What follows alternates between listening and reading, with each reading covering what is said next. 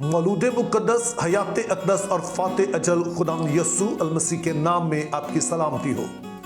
कुछ दिन पहले मैंने इस बात का जिक्र किया कि बाइबल मुक़द्दस फरमाती है कि दिल हीलेबाज और ला इलाज है। इसका मतलब यह है कि अगरचे के ऐसे खुदा के बहुत सारे हुक्म हैं जिनको हमारा जहन तो मानता है कि वो ठीक है, लेकिन हमारा दिल जो है उनको कबूल करने से इनकारी होता है। और इसका नतीजा फिर ये होता है कि हम कोई वे आउट ढूंढते हैं ताकि किसी तरह से हम इस हुक्म को बाईपास करके गुजर जाएं। सो यूं हमारा जहन भी मुतमईन रहे कि हम खुदा के हुक्मों पर अमल कर रहे हैं और दूसरी तरफ कोई इनसे बचने की राह भी पैदा हो जाए। कुछ यही मामला जो है वो इंटरफेथ मैरिजेस के साथ है।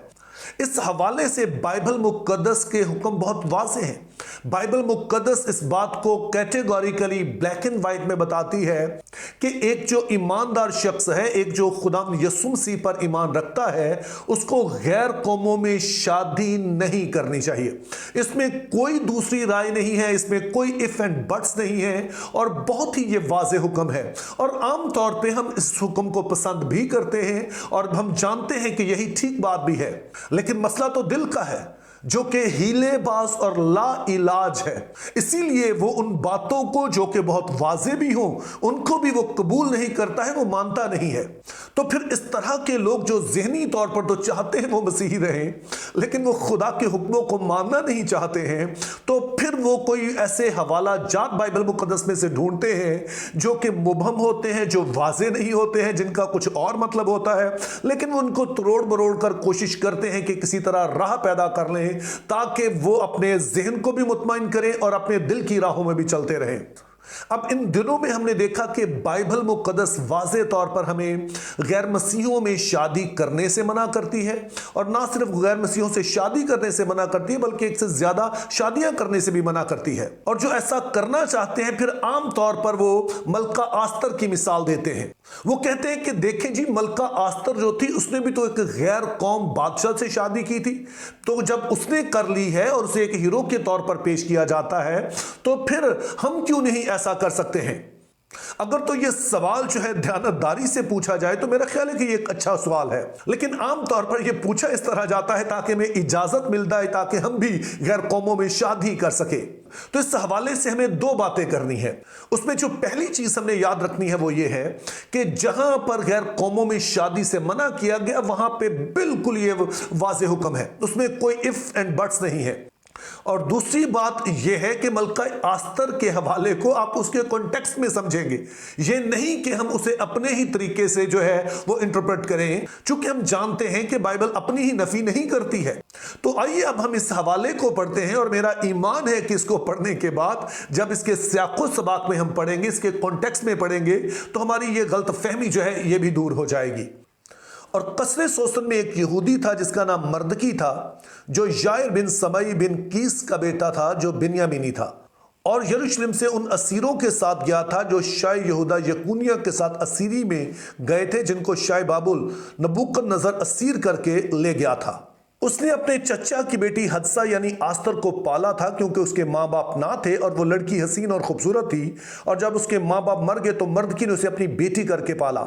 सो ऐसा हुआ कि जब बादशाह का हुक्म और फरमान सुनने में आया और बहुत सी कंवारियां कसरे सोसन में इकट्ठी होकर हेजा के सुपुर्द हुई, तो आस्तर भी बादशाह के महल में पहुंचाई गई।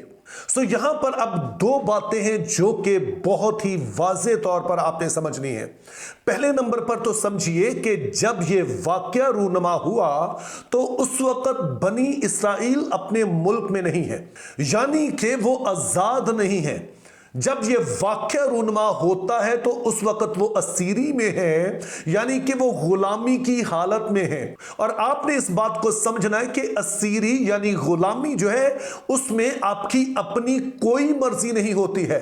ये आपकी चॉइस नहीं होती है कि आप फैसला करें कि आपने इसमें हिस्सा लेना है या नहीं लेना है, चूंकि ये बादशाह का फरमान है और ये सब लोगों के लिए है। और इसी फरमान के तहत जितनी भी लड़कियां थी, नौजवान जो एक खास उम्र को पहुंच चुकी थी, उन्हें बादशाह के महल में पहुंचा दिया जाता है।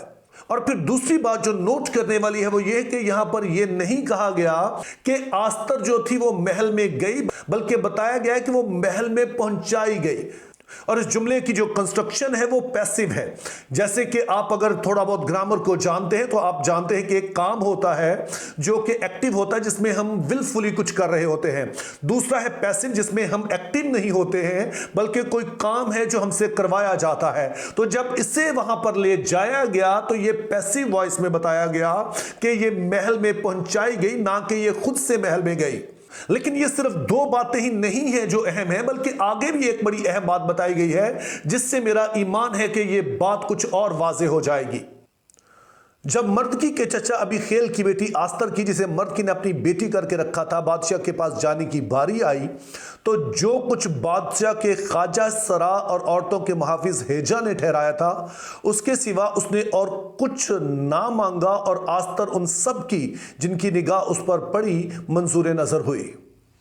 अब ये एक और बड़ा इंपॉर्टेंट है। अब होता क्या था कि जो भी लड़की बादशाह के पास जाती तो जो कुछ वो कहती कि मुझे जिस तरह से तैयार किया जाए, जो सोना चांदी से लादा जाए और वॉट एवर जो भी कुछ हो सकता है वो मांग सकती है ताकि वो ज्यादा से ज्यादा खूबसूरत बन के बादशाह के सामने जाए। लेकिन जब आस्तर की बारी आती है कि बादशाह के सामने हाजिर हो तो यह हवाला हमें बताया गया कि उसने कुछ भी नहीं मांगा। वही कुछ जो उसके मेकअप आर्टिस्ट थे जो उन्होंने उसके लिए कर दिया, वही कुछ उसने मुनासिब समझा। इससे क्या पता चलता है कि उसे खुद से सच कोई ख्वाहिश नहीं है कि वो लाजमी तौर पर जो है वो मलका जो है वो बन सके। जब हम इन तीनों बातों पर गौर करते हैं तो इस बात को समझने में हमें कोई दिक्कत पेश नहीं आती है कि आस्तर का मलका बनने में कोई इंटरेस्ट नहीं है। अगर वो बादशाह के महल में गई है तो वो अपनी मर्जी से नहीं गई है बल्कि उसे पहुंचाया गया है, क्योंकि उसकी कौम जो है वो एक गुलाम है जिनकी अपनी कोई मर्जी नहीं है और बादशाह का जो हुक्म होगा वो सबको मानना पड़ेगा। तो यूं हम देखते हैं कि वो लोग जो इस हवाले को इस्तेमाल करते हैं कि देखें जी एक गैर कौम से शादी हो सकती है, वो बाइबल को तोड़ मरोड़ रहे हैं। और जब आप बाइबल मुकद्दस को तोड़ते मरोड़ते हैं तो यकीन जानिए इसमें आपका कोई भला नहीं है, अल्टीमेटली इसमें नुकसान ही है और दुख ही है जो कि फिर हमारे हिस्से में आता है। अब हम जो पाकिस्तानी हैं, जाहिर है कि एक अक़लियत होने के नाते, जैसे कि किसी भी मुल्क में अक़लियत होने के नाते लोगों को मुश्किलात हैं तो हमें भी हैं, लेकिन यह भी बात सच है कि हम कोई गुलाम नहीं है। ऐसा नहीं है कि यहां पर हम जो मर्जी हमारे साथ करता रहे, बल्कि हम देखते हैं कि जो जबरी निकाह उसके खिलाफ आवाज उठी, उस पर बहुत कुछ कहा गया, बहुत सुना गया, और उन्हीं में से बदकिस्मती से ऐसे केसेस भी सामने आए जो बाद में साबित हुए कि दरअसल वो जबरी नहीं थे। तो इस लिहाज से मैं इस बात पर जोर दूंगा कि इस हवाले को तो आप गैर कौमों में शादी के लिए इस्तेमाल नहीं कर सकते हैं। Think biblically, live purposefully, have a very good day.